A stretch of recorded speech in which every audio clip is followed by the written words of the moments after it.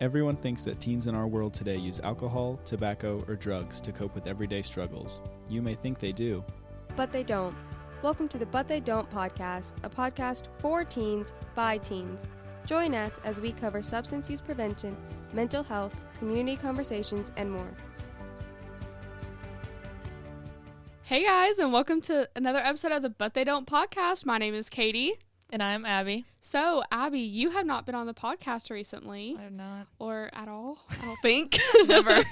So tell us about yourself. Okay. I have two facts, actually, that I would like to share. The first one, I built my own PC. And the second one, I own a bunch of animals. I have 2 ferrets, a sugar glider, a cat, and 4 dogs.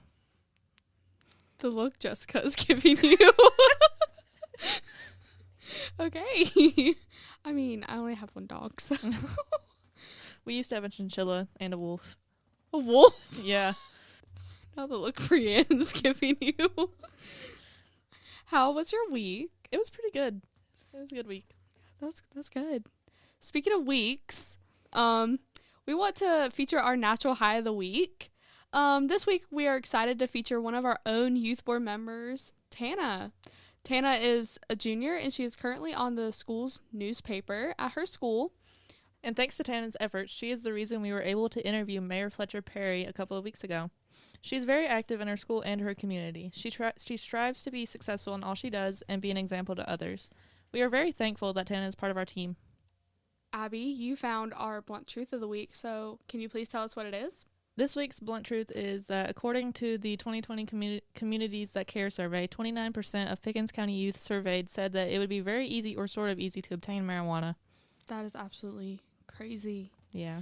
But our blunt truth of the week has actually introduced our topic today. We are actually going to be talking about marijuana. Let's hope I get these letters correctly. THC and specifically dabbing, THC. Teens.drugabuse.gov has some really great information on all the different kind of drug substances, and we have actually utilized that website to find the information we are going to be providing on this episode. So, Abbie, can you tell us what exactly marijuana is? Yeah. Marijuana is the dried leaves and flowers of the cannabis sativa or cannabis indica plant. Stronger forms of the drug include high-potency strains, such as hashish, or more widely known as hash. So kind of going off of that, of more than 500 chemicals are actually in marijuana, delta-9 tetrahydrocannabinol. Did I say that right? I think so. It's a big word for Elmo. Which is technically THC. Yeah, THC. Just got to make sure I get the letters right. And it's responsible for many drugs' mind-altering effects. Yeah, and it's this chemical that distorts how the mind perceives the world. In other words, it's what makes a person high. Yeah, and some of the other stuff it will do when, like, just marijuana in general and THC, it can actually leave you anxious, afraid, panicked, paranoid, and can actually higher your risk for clinical depression, which is crazy because, I mean, I don't like being anxious, so. Yeah. To continue, the amount of THC in marijuana has increased over the past few decades. Back in the 1990s, the average THC content in marijuana was less than 4%. Yeah, and now about 15% and much higher, like over 90% in some products such as oils and other extracts. Which is absolutely crazy. Scientists do not know yet, like, what is increasing. It's saying, like, what it means for a person's health. Scientists do not know yet what this increase in potency means for a person's health. Some people adjust how they consume marijuana by smoking or eating less to compensate for greater potency. Yeah, and there have been reports of people seeking help in emergency rooms with symptoms, including nervousness, shaking, and having false thoughts or seeing or hearing things that aren't there after consuming high concentrations of THC. Yeah, so which kind of goes back to paranoid, anxious, afraid, and that kind of stuff. Smoking extracts and resins, from the marijuana plant with high levels of THC is on the rise. There are several forms of these extracts. These resins have 5 times more THC than the plant itself. And along with this, dabbing or vaping can deliver dangerous amounts of THC and has led some people to seek treatment in the emergency room. There's also been reports of people injured in fires and explosions caused by attempts to extract hash oil from marijuana leaves using lighter fluid. Wow, that's absolutely terrifying. Yeah. But, I mean, it's all true. So, and people need to be educated on it, on why these things are happening because of drugs, which is why we're doing this. Yeah. Yay. Making a change. The effects that THC is having with our community should concern us as youth and members of this community. Kind of like what I just said. Like, we're trying to tell people about this so it doesn't become much more of a problem, and hopefully in that problem completely. It's crazy to think that some of our peers we see smoking could possibly be smoking forms of marijuana. Yeah, didn't one of our youth board members mention that they had an acquaintance that recently was admitted to the hospital for smoking a form of THC in their vape? Yes, it's a very, very sad reality that is facing us as teens all around the world. Yeah, and there's many different ways that people can use marijuana too. Some of these are like smoking hand-rolled cigarettes called joints or marijuana cigars called blunts, inhaling smoke using glass pipes or water pipes called bongs, inhaling vapor using devices that pull the active ingredients, including THC, from the marijuana into the vapor. Some vaporizers use a marijuana liquid extract. And along with this, drinking tea brewed with marijuana or eating food with marijuana cooked into it, sometimes called edibles such as brownies, cookies, or candy.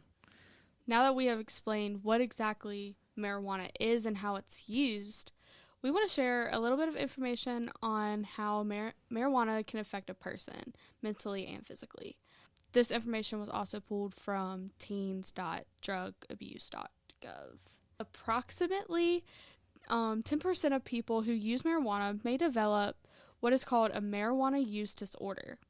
Problems with health, school, friendships, family, and other conflicts in life. And what I researched was that it's not really seen so much as an addiction as it's more of like a disease, which this website just said, like, it's now a disorder, basically. Yeah. They're calling this a disorder. A serious substance use disorder. Through the addiction, the person can't stop using marijuana even though it gets in the way of daily life. 5 people who begin using marijuana before the age of 18 are 4 to 7 times more likely than adults to develop a marijuana use disorder. Add on to this with that a lot of times in social media, the use of marijuana is romanticized, and that leads to more people using it because they see it as something that's cool or trendy, and it leads to more use of it. What can cause one person to become addicted to marijuana while others do not depends on many factors. Kind of like what you said, like social media can have an effect on it.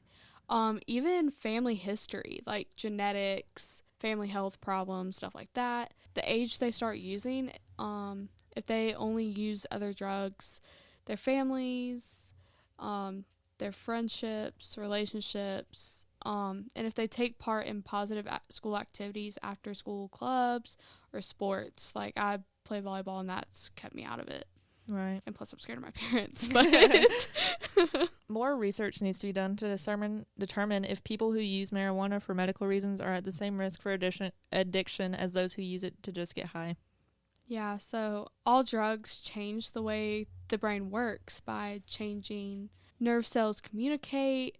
Nerve cells called neurons send messages to each other, releasing chemicals called neurotransmitters. When me and Alyssa did a podcast or an episode together, these neurotransmitters attached molecules on neurons called receptors. Drugs affect this signaling process. And when marijuana is smoked or vaporized, THC quickly passes from the lungs into the bloodstream, which carries it to the organs throughout the body, including the brain. Its effects begin almost immediately and can last from 1 to 3 hours. This can affect decision-making, concentration, and memory for days after use, especially in people who use marijuana regularly. If marijuana is consumed in foods or beverages, the effects of THC appear later, which is about 30 minutes to an hour and can last for many hours. So it's way more than if you smoked it or something like that. Mm-hmm. Some people consume more and more waiting for the high and end up in the emergency room with uncomfortable symptoms from too much THC. Mm-hmm. And one controversial question that has been coming up in the past few years is, what about medical marijuana? Yeah, so research shows that some of the chemicals in marijuana can be helpful with some kinds of pain, nausea, or possibly other conditions. Some states allow people with a wide range of illnesses to get marijuana legally as medicine, even though science hasn't proved it works. The government has also approved a few medicines in pill form that have marijuana chemicals in them, but they don't make you high. Scientists are also looking at ways that chemicals in marijuana can help with other conditions, but it will take years of research. Yeah, and another thing to kind of add on that I forgot to kind of mention was they also know like the proper dose to give you without you getting high, but is able to keep you comfortable too. Through the But They Don't podcast, we've always want to provide factual information, but we also want to be able to seek or provide ways to seek help if you need it. So what if you or someone you know needs help? If you think a friend or family member has a problem with drugs, talk to an adult you trust, like a parent, coach, or teacher, right away. And remember that treatment is available and people can get better.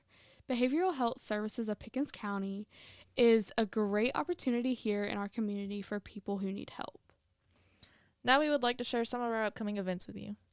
On May 21st, we will have our Teen Kickoff Movie Night in partnership with the Pickens County Police Department.